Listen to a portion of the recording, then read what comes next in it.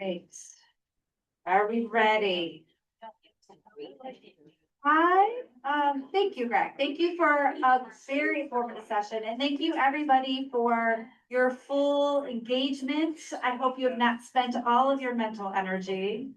Let's move into this. So I'm going to talk about the elephant in the room, right? The fund development part. So we're gonna do a little vote first, like a fist vote, fingers up, 1 to 5. So on a scale of 1 to 5, if 5, like, yes, this is your favorite conversation ever. You love fund development, you love it, you love it, you love it, then you raise your hand with the 5. If 1 is like, I'd rather have a root canal, this is so painful, I hate it.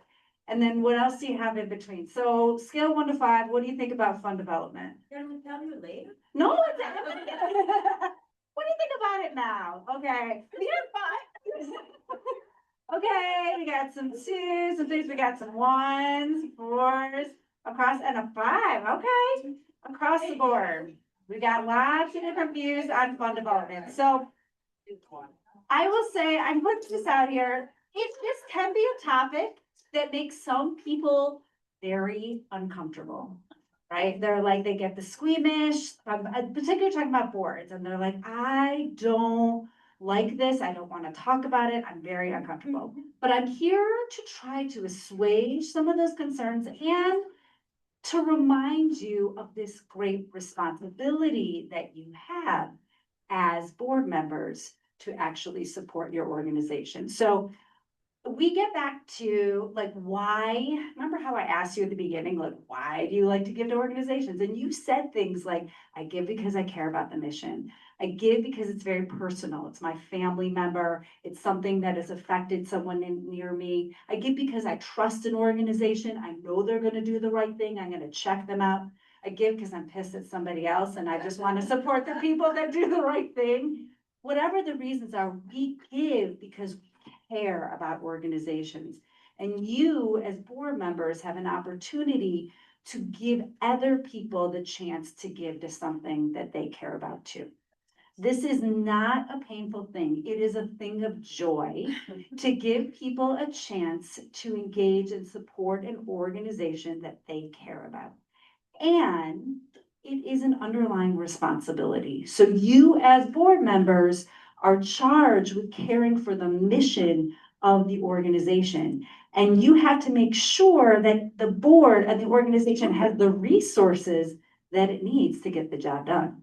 If it doesn't have the money and you looked at the finances and you're like, shoot, now I know how to look at and read the financial statements and we're out like in trouble, you got to figure out how we're going to bring in that money. And so that's part of your responsibility, whether you sit on the fund development committee or not, you still have a responsibility to care and make sure that that organization is getting the resources that it needs to get the job done, the mission, which is what you're there to do. So I'm going to talk through a few things. So I'm going to start with board versus staff. Even if you don't have staff, we're going to talk through this because then you just get more things. So as we say, so there are some things as it relates to fund development that are shared responsibilities between the board and the staff. And there are some things that fall just on one side or the other.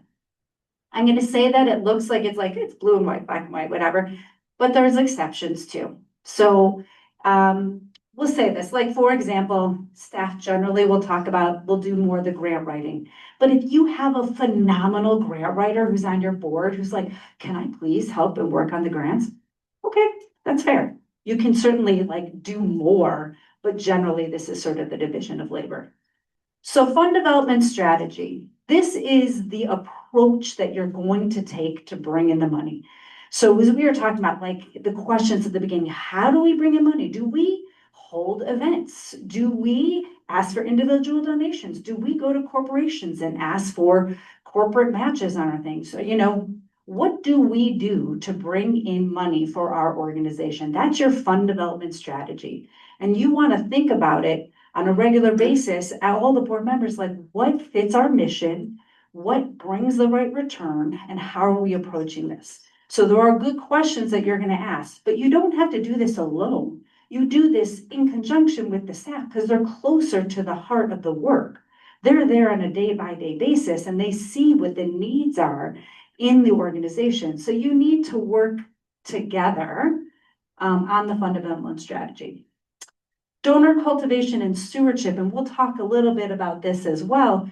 It's a relationship, right? This is all about how we're working with individual donors, how we bring them in, and I'll talk about it a little more.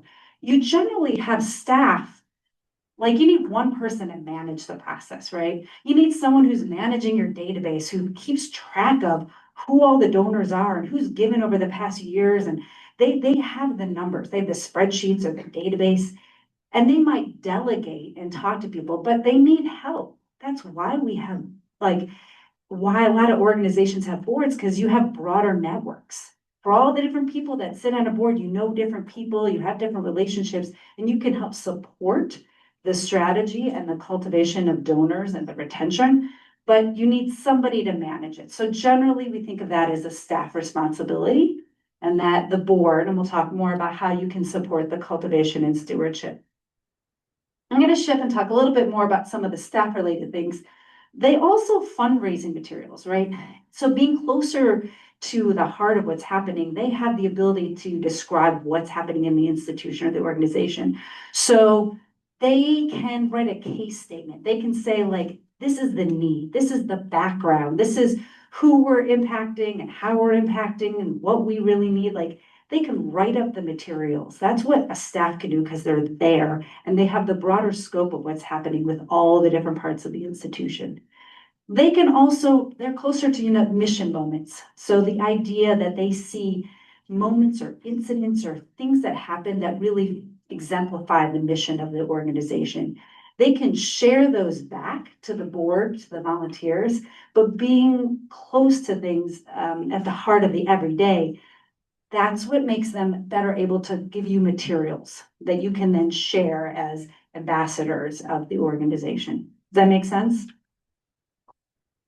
So I said grant writing, you just need like the details, and event coordination. So if you do your golf event, or you do your like bingo night or your Purim carnival, whatever you do, you need somebody to manage and coordinate it and then delegate it to other people. Sometimes this happens all from the board, but oftentimes some organizations have somebody who's better able to like coordinate the event, make sure the room is reserved, and like all the details are coordinated. But we're going to talk about some things that are kind of rather unique to the board: oversight and ambassadorship, along with what I said before. I'm going to talk about that more detail in the next couple of slides. But before I go, I'll talk about donate. So it is really imperative that board members give. They give to the organization. I'm not going to say what amount. Each board, there are some boards that are out there that say that a certain amount of money has to be given. I don't generally believe that's critical. I think it's you give it an amount that's meaningful to you. And as we talked about last time, it should be maybe on the top of your priorities. If you give a list of organizations' money, the ones you sit on the board, that should be at the top of your list. But you want to be able to say you have 100% board giving. It is really important that you're able to go back to your membership, to your community, and say 100% of our board gives, and now we're really asking for you to engage too. It shows your commitment, it shows your faith in the organization, that you believe that we do the right thing, and therefore you're more comfortable too being part of the board development, the fund development process. So it's really, I suggest talking about this regularly. You don't want it to be a surprise at the end of the year that you're like, hey, board members, somebody give. But you want to talk about it regularly so people feel comfortable, and make sure everybody knows when they start on the board, it's an expectation that you give at a level that's meaningful to you. Any questions about that one? Cool. Okay, let's talk about the next slide. Okay, so oversight and strategy. So oversight, and this, we're going to start with policies.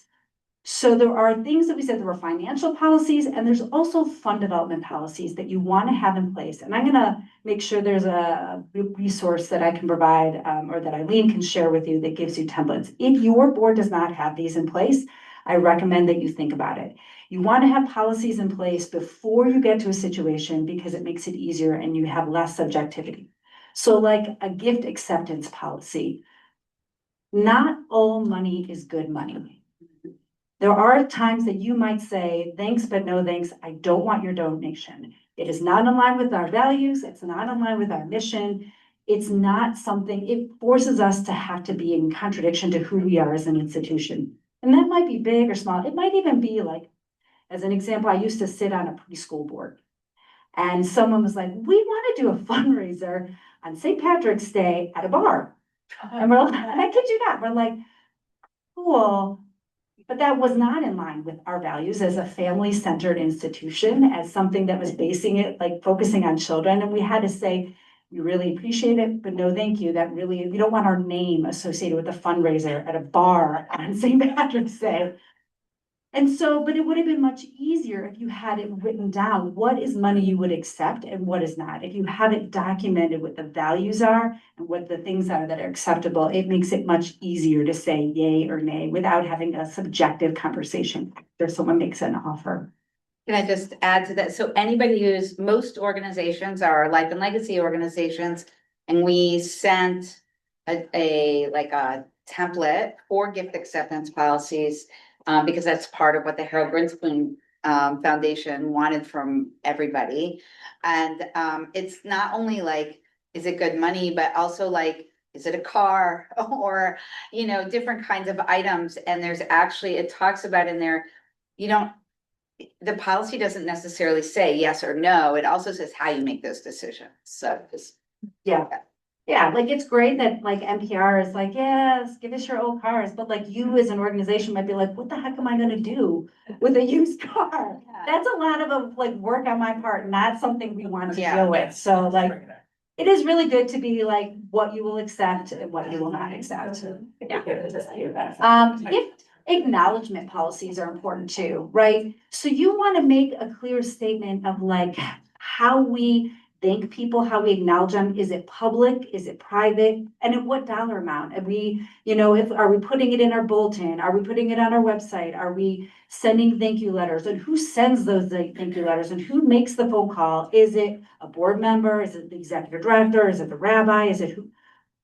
It is really nice to document who does what and when, and what do you do if someone doesn't want a public acknowledgement? How do you make sure it's possible someone gives anonymously and you protect their identity? All these kinds of things are really important to put in place and to document it all in some sort of gift acknowledgement policy. And the entire board can have this conversation, or a subset or committee, but the full board does need to vote on what it is that you will accept and not accept and review it so that it gets updated. If at one point you said, only gifts over X amount of dollars will get this kind of, you know, acknowledgement. Well, you know, 10 years later, it might be a very different kind of dollar amount that you want to set for that level or that threshold.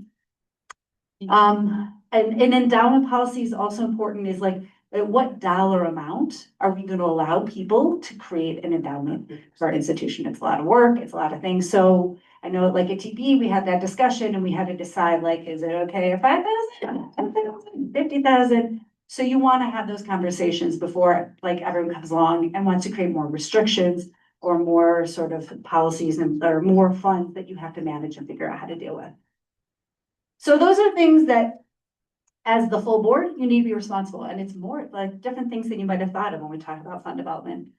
The other things you need to think about is understanding the fund development strategy, goals, and progress. So I think, as you know, we were talking earlier, you want to be fully aware of what funding sources there are. Where does the money come from that comes into your institution? How diversified you are, and what are the risks? So if you're really relying on membership dues or program fees, and then like the economy tanks, and all of a sudden people are pulling back, how are you going to fill those gaps?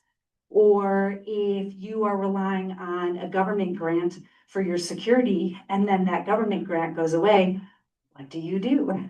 So you want to understand, where does the money come from? What are the risks, and being a little bit able to have look into the future about if we're particularly dependent on one source or another for anything that we have that are our needs or expenses, what are we going to do to fill those gaps, and have those conversations as a board.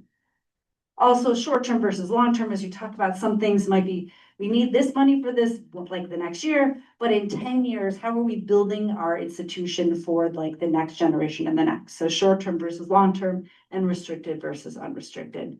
This is the kind of oversight and strategy discussion that is really important for board members to have. Okay, any questions? Okay. Last time we talked, there was discussion. People are like, oh, I'm really interested in a dashboard. I remember people having that discussion. So I'm gonna offer you some ideas of some measures that might go into a dashboard. You don't have to do this, but these are the kinds of things that other members of the board would want to know, and that you can track this. You decided what like measures. So you do this every month, every quarter, every year. But these are the kinds of things that you can share back that make it easier for other board members to engage and talk about fund development. So as we say, the funding model, just picture a pie chart. And then you can like have people see, we got 10% of our money coming from here, 50% from here, and whatever. You get the idea. You want to think about total funds raised. And this, I think we were talking about, you can do it, you're thinking about over time and also like compare it against your budget for this particular year. So how much have you raised?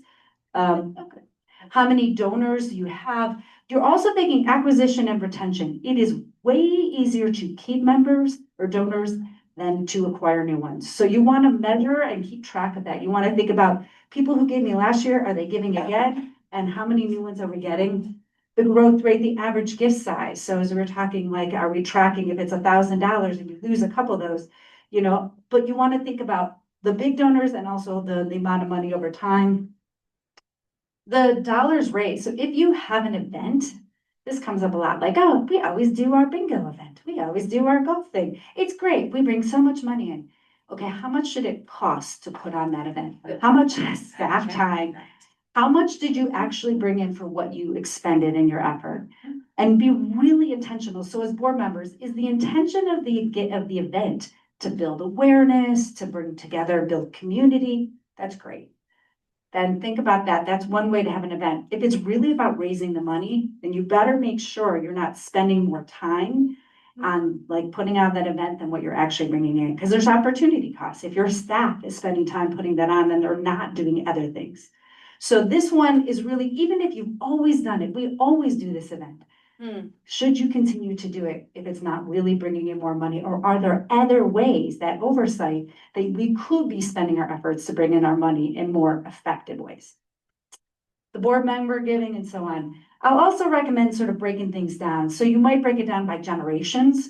You might break it down by members versus non-members or parents of the school or non-parents. And then also thinking about these different kinds of donors. So you might do different charts. This is fun. If you like data, this stuff is kind of fun. And I think it makes it interesting if you can share back. It makes for good conversation for the board to have. Any other measures folks have or anything? Okay. Ready? What's that? Lyman's and Simons, that's the other one. Lyman's and Simons? Lyman's and Simons gave last year, but not this year, gave it some year in the past. But Excellent. Got it. it's pretty, it's called Lyman's and Simons, it's pretty common in fund development. Last year donor, but not this year, Yeah. or gave it some year in the past, but not this year. Yeah. That's a way to think about it. Okay. So lots of different things yeah. Is there software for this kind of thing out there? Yes, there are software that exists. It depends on what you use to like track your, like how sophisticated your organization is about your donor management. There's definitely donor management software and tools that make it easier to then pull out this data. If you're not using that software in the first place, then I would just recommend doing something as straightforward as like Excel, because you're gonna have to like input it anyway, like in a different way. So it depends. And also, if you're at an organization that doesn't have, like, it depends how big of the pie is your individual donation like bucket. If it's the bulk of how you bring in your funds, then you should really spend more effort to manage your individual donations and spend the time and effort to do it this way. If it's a smaller bucket and it's more from program fees or membership dues or so on, then like you want to match your time and effort to that like amount of what it brings in. Yeah. if there's years like we had where you're asking for a big capital campaign, how does that affect your comparison year to year, et cetera, et cetera? Should we just put that in a separate bucket?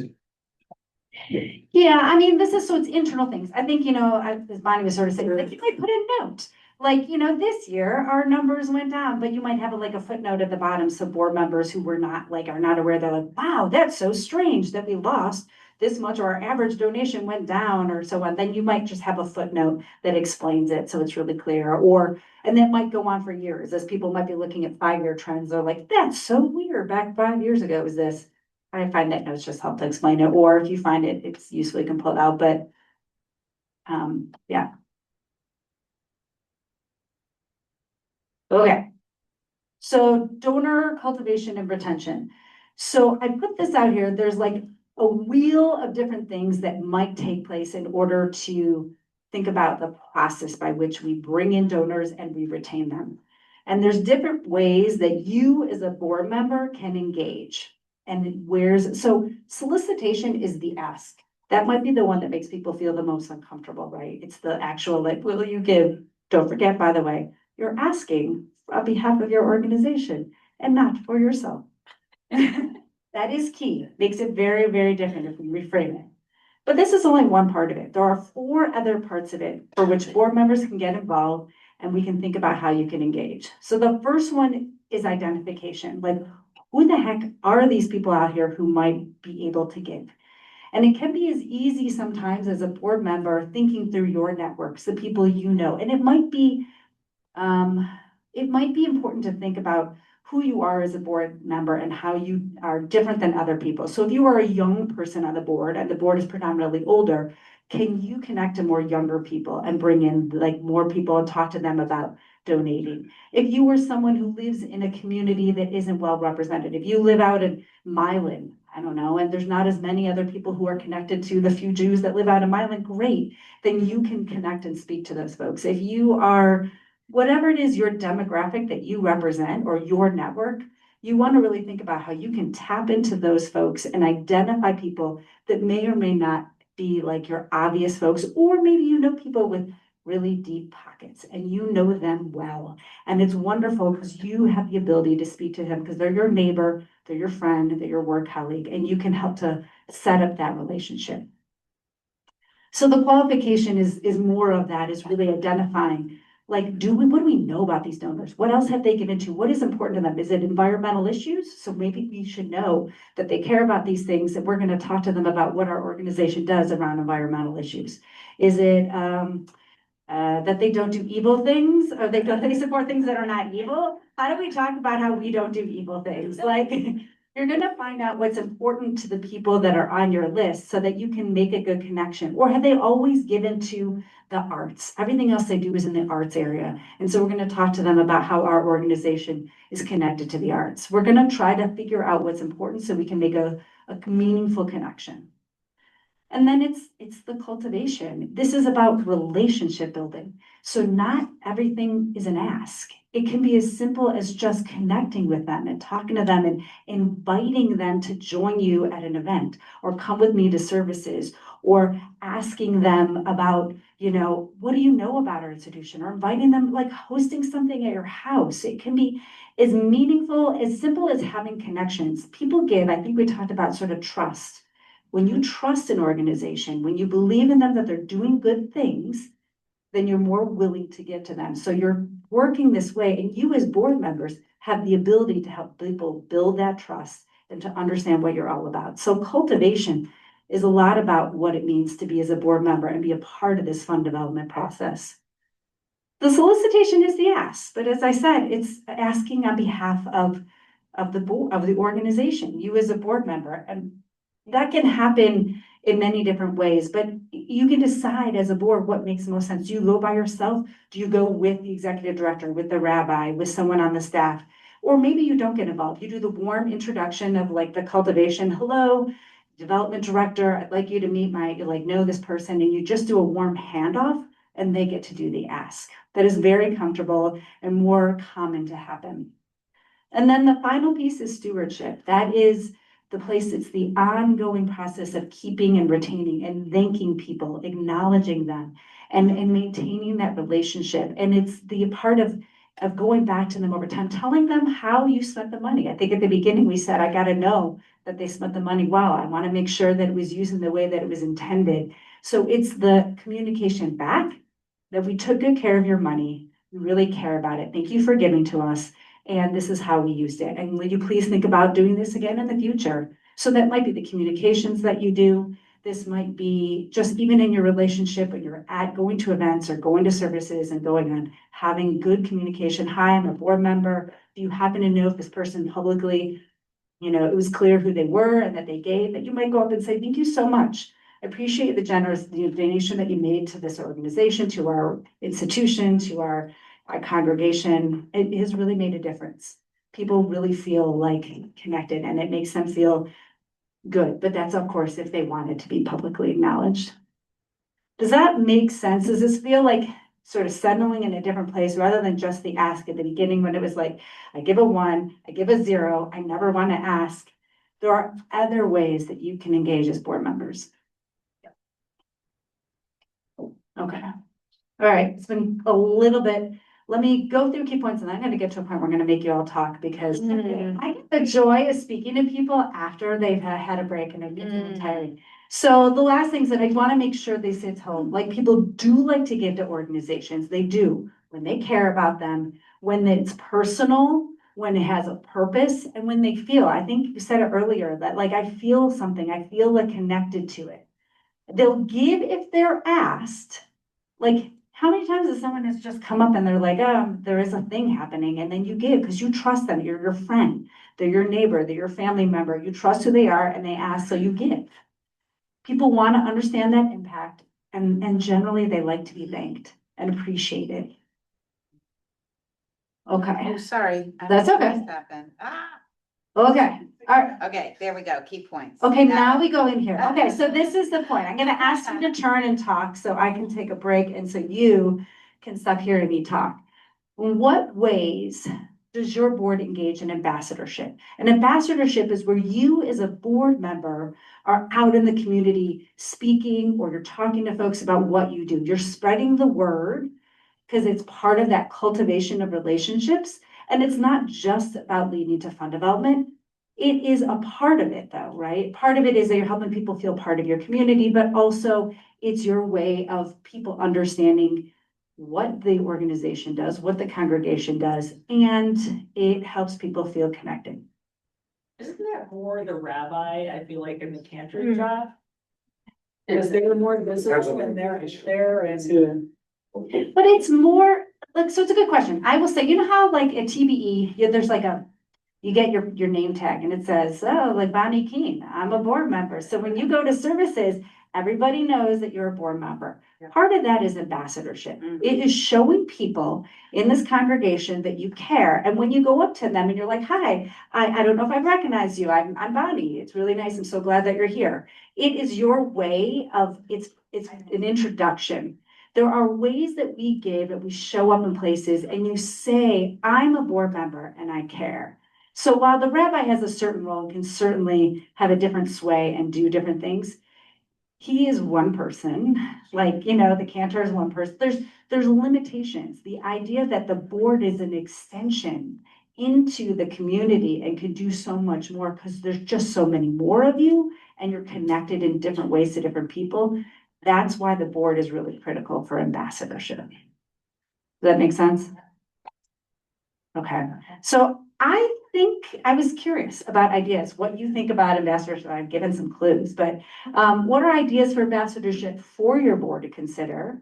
What ways do you actually talk about it or do it within your actual institution? It sounds like you're saying ambassadorship could be internal, or it could be reaching out and trying to grow your organization, but it also could just be at the internal level, trying to just foster more participation from the people that are showing up to the organization.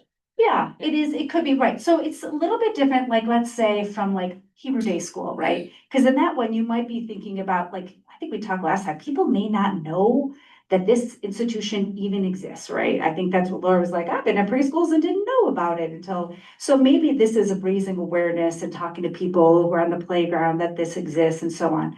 In a congregation, it might be folks that you think might have be curiosity about your like religious, about like the temple, about the synagogue and so on. And you might want to invite people to join in, but it might also be trying to keep people engaged because they're more likely to give if they're already engaged. So for the purposes of fund development, yeah. Something TBE started to do a couple of years ago is that instead of doing board announcements at the end of services, the board members are asked to say something about ourselves and our connection to TBE.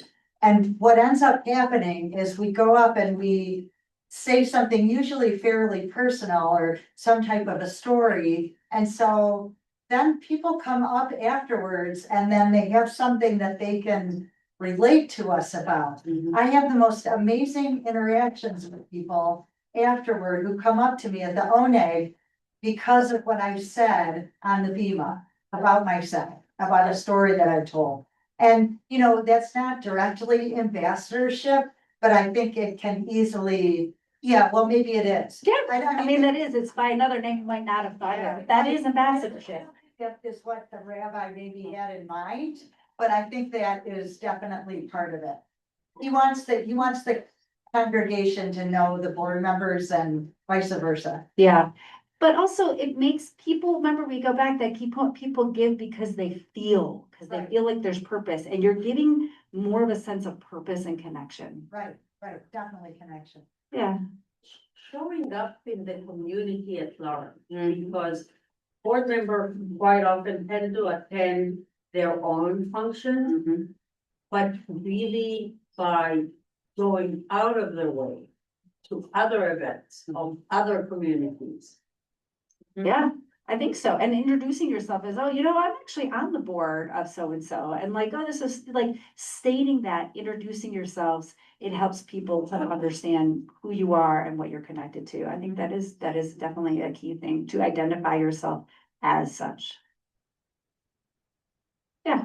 You know, my first comment was, we don't have a formal thing, and I don't know that anybody does, and that it's a good idea. We do it informally, you know, we talk to people, we don't know, you know, kids, you know, of course, when there's families and outside organizations, but I'm wondering, serving in other organizations. I'm active in Adamah in Detroit, and they know I'm a member of Beth Israel Congregation.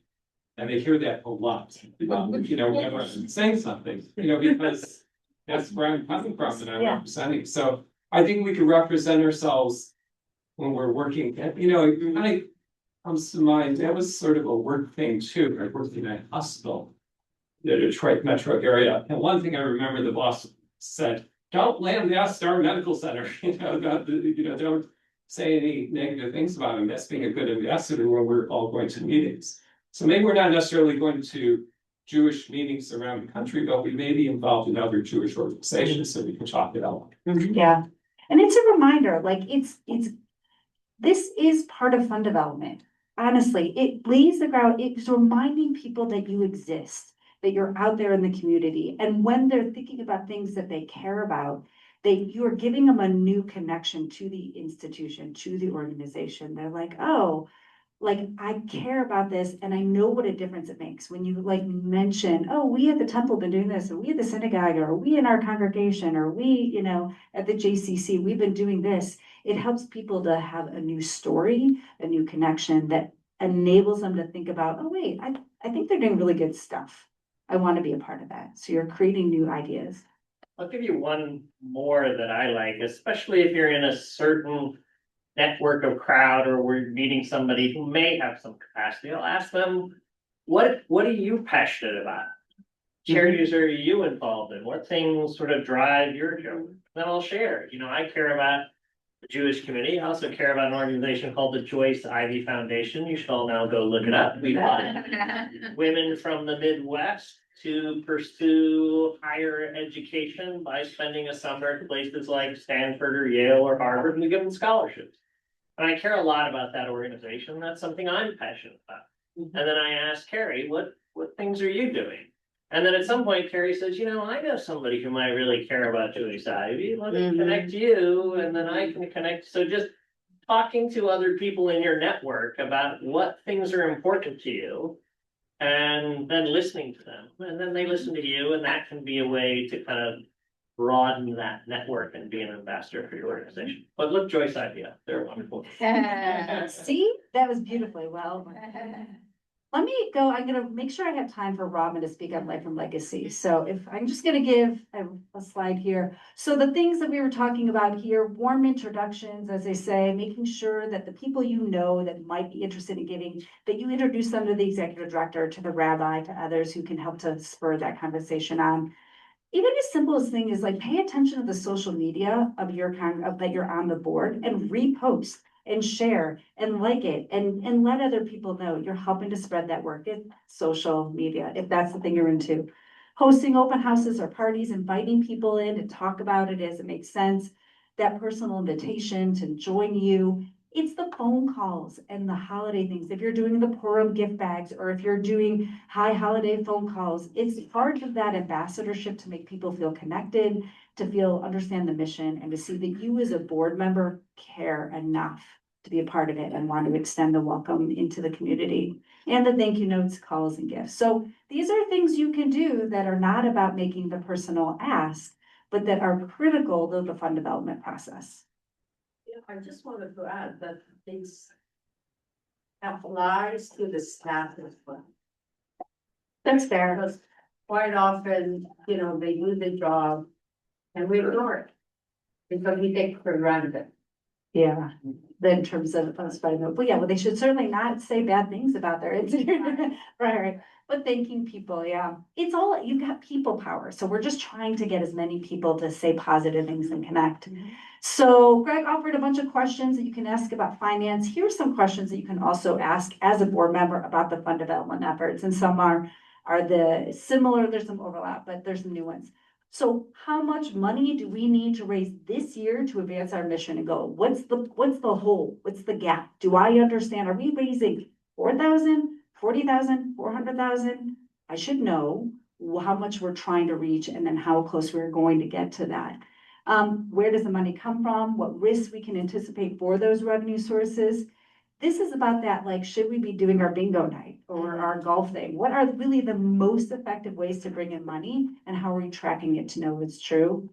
How far along are we, and what support? What could I do to help make a difference? So I'm gonna pause or turn things over to Life and Legacy for Robin. Any questions? I might need to do a couple things, so you can